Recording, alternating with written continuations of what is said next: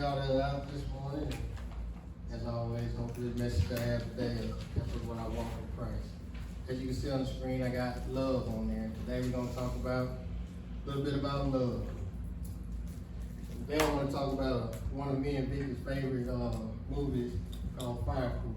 I don't know if you ever seen the movie. They got a book out about it also. It's a book that we've grown to love, and we watch it so often just because we like it. It's one of our favorite ones. And if you haven't, I just suggest you could watch it. It's totally up to you if you're into that kind of thing.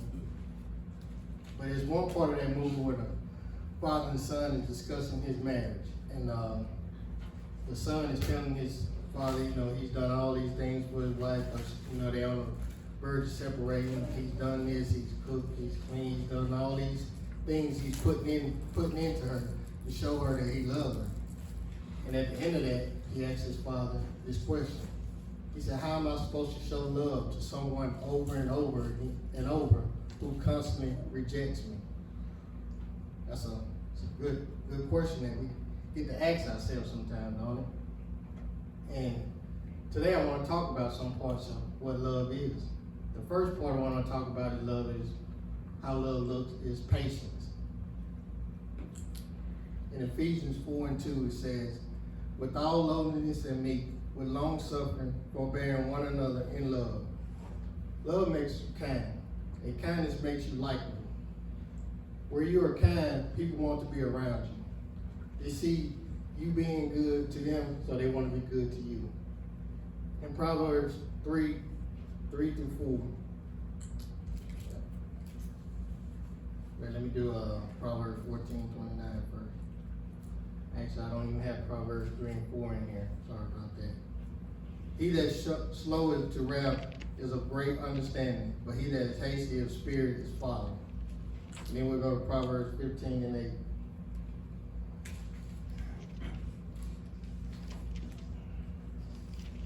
A wrath man stirreth up strife, but he that is slow to anger appeases strife.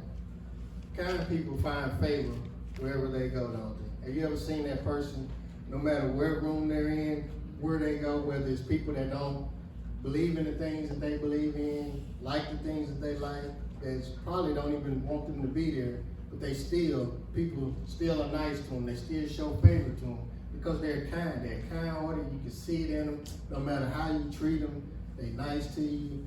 They just favor to you. And sometimes, you get to that point where they say that happiness that person shows get on my nerves sometimes. You heard people say that. I don't understand why that person is just so happy all the time. It's that kindness and that patience that we need to show within ourselves.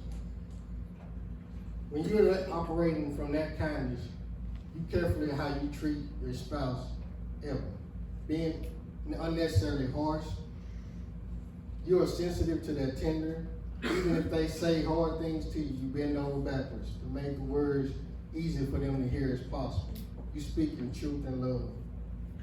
Next is helpfulness. Being kind means you get to meet the needs of the moment. It's for the heart, housework, and getting busy, and listening ear. You give it. Kindness inspires you to be agreeable. Instead of being reluctant or stubborn, you cooperate. You're flexible.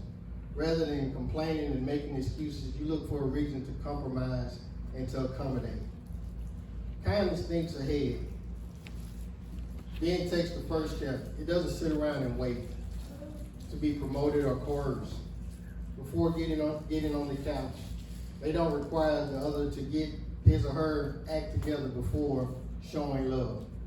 When acting from kindness, you see the need, then you make the first move.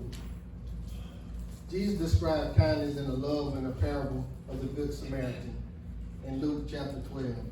A Jewish man attacked by robbers and left for dead on a remote road. Two respected religious leaders were among the people that passed him. And without stopping, either they was too busy, it wasn't important enough to them, or they just didn't want to get their hands dirty. They just walked right on by. But there was one who stopped. And for the most part, they didn't get along, so it was kind of odd for him to stop. But despite it, he took him, took in the stranger, and he was moved with compassion. He crossed the cultural boundaries and it risked ridicule to help and stop this man. He bandages his wounds. He put him on his donkey, and he carried him safely and paid his medical expenses out of his own pocket. When years of dislike had caused strife and division, one act of kindness brought enemies together. Gentle, helpful, and willingness. Taking the initiative, this man demonstrated the true kindness in every way. It is hard to distribute love when we feel no motivation to do it.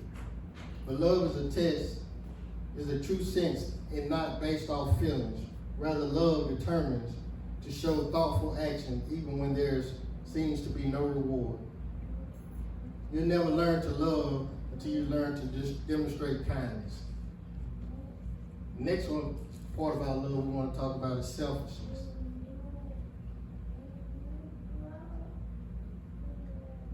All my things messed up today. In Romans 12 and 10, be kind, kindly affection one to another, with brotherly love, and honor performing one another. If there was ever a word that basically meant the opposite of love, it's selfishness. Unfortunately, it's something ingrained into every one of us. It's from birth. Almost every sinful action is ever committed can be tracked back to selfish motives. It is a trait that we hate in each other, that we hate in others, but we justify in ourselves. Why do we have such low standards for ourselves, but such high standards for everyone else? As painful as it is to say, it's because we are selfish.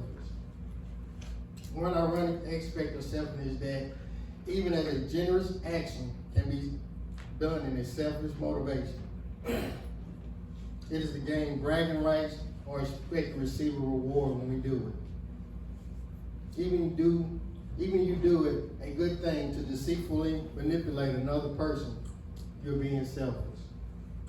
The bottom line is that either you make a decision out of love for others or love for yourself.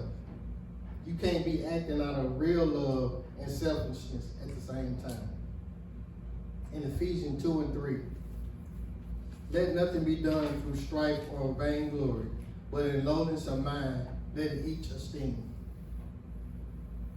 Next, we want to talk about how love is thoughtful. In Psalms 139:17 through 18, how precious also are they thoughts unto me, O God, how great is the sum of them. If I should count them, they are more in the number than the sand. When I awake, I still with thee. When you first fall in love, being thoughtful came quite easy again, came natural. You spent hours dreaming of what your love would look like, wondering if she was doing the same, rehearsing impressive things to say, then enjoying the sweet moments of time spent together. You would tell them all the time, I can't stop thinking of you. But after some time has passed, mostly after marriage, the hunt is over, the spark dies down, and the motivation for thoughtfulness cools. Your focus starts to drift on your work, your friends, your personal desires, and the problems you have in your life. After a while, you unintentionally begin to ignore the needs of each other. If you don't learn to be thoughtful, you will end up regretting missing opportunities to demonstrate love. Thoughtfulness and silence enemy to the loving relationship. Let's be honest. Now I'm just speaking for me. Some of y'all relationships are different. I know it been for me for a little while. Thoughtfulness is not a man's strong suit. There's more women. They're more thoughtful than men are. That's just for me. I'm just speaking for me. It took me a while to get into it. A man focuses on one thing and forgets sometimes the rest of the world. Whereas women might benefit here, they focus more because they look on everything. The woman, on the other hand, is more conscious. They have the ability to an amazing awareness of multiple factors. Women can talk on the phone, cook, know where the kids are, and wonder why the husband ain't helping at the same time. When a woman works something, she is thinking of every person and how it will affect them. Both tendency of men and women is like God intended for man and woman to be together. In Genesis 2:18. And the Lord God said, "It is not good for that man should be alone. I will make him a helpmate for him." Men think more headlines and say exactly what they mean. Not much is needed to understand the message. His words should not be overanalyzed. But women tend to speak between the lines and gives hints. Now, like I said, this is me. That's how I had to figure out Vicky. A lot of times she said something and I thought that's what she meant, but she meant something else. And I had to learn that over the years. That sometimes she wanted me to put forth an effort. She wanted me to be more thoughtful and think about those things instead of just going out there and doing it. So I had to learn that over time. So I have to be a little bit more thoughtful when I speak to her. I have to listen when she speaks to me, because evidently there's something else in that message other than what she's saying. So I have to figure that out.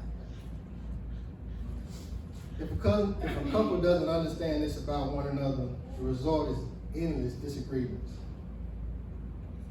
See, because we talked about this a little bit yesterday on our ride over to Hattiesburg.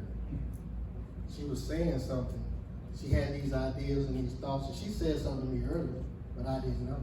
And I told her it's lack of communication. But to her, I should have just figured it out. To me, it was just lack of communication. But she did communicate it to me. I just didn't receive it and listen to exactly what she wanted. But we get there. We get there. And it's a continuous journey, continuous battle, continuous thing. But the reason why we can do it is because when we do it, we have a love and disagreement, I guess you would say. A woman longs for her husband to be thoughtful. It makes her feel loved. When a woman then talks to a wise man, he listens to understand. What is she meaning when she speaks?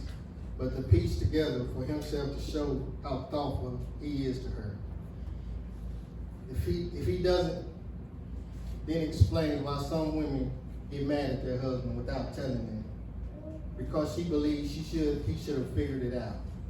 And at the same time, he is trying to figure out why is she mad at me, wondering why he is being punished for something he didn't know about. Love requires thoughtfulness on both sides, the kind that builds bridges between constructive combination of patience, kindness, and selfishness.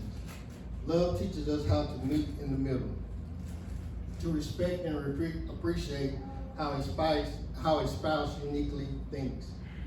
A husband should listen to his wife and be considerate of unspoken messages. And wives should learn to communicate with their husband and say what they mean.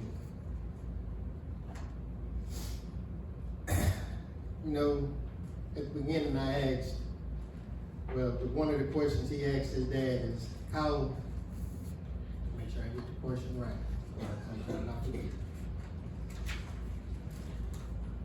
He said, how is someone to show love to someone over and over again who constantly rejects them? And that's the main kind of message of love. We had that love shown us. That's why we're here today, because of that love. God was Jesus was constantly rejected. He was spat on. He was hung on that cross. He died a horrible death for us. But he still did it for us because of love. And it wasn't off of feelings. It wasn't any of that. It's because he truly loved us, and because he wanted us to be there with him. And that's how we need to be in all of our relationships. Regardless of how someone treats us, regardless how someone talks to us. And I know it's hard. I'm not sitting up here making it seem like it's an easy thing to do. It's hard to show love and kindness and be patient with someone that constantly rejects you, constantly talks about you, constantly sometimes they don't even want your help. But it's hard to do. I know it is. I struggle with it myself. But because Jesus showed that love to me, I can show that love to someone else. And in every relationship we have, husband, wife, friend, cousin, sister, brother, enemy, on down the line, we need to show that love to each other. That's the message I have here for today. If there's anyone that needs the prayers of the church or subject to the gospel call, to come and we stand and sing the song that was today.